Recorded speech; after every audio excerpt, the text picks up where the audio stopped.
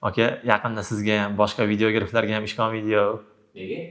Xitoyda nima qilgan, ko'rdingizmi?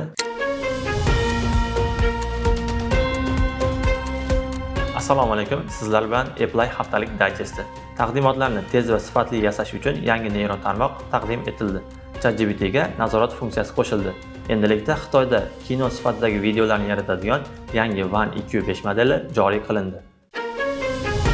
Chronicle kerakli ma'lumotlarni yagona g'oyaga birlashtiradi. Ularni slaydlarga bo'ladi va estetik tarzda bezatadi. Bu sun'iy intellekt doimiy tarzda prezentatsiya va dizaynlar bilan shug'ullanuvchi insonlar uchun juda foydali.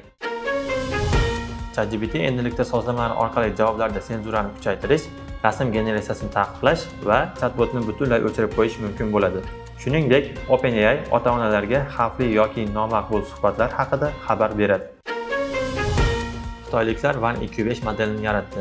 Endilikda bu neyron tarmoq videoni tovush bilan birga generatsiya qiladi. Bu esa to'liq mini filmlar yaratish imkonini beradi. Tasvir sifati deyarli ideal darajada bo'lgan roliklar haqiqiy suratga olingan videolardan ajratish qiyin.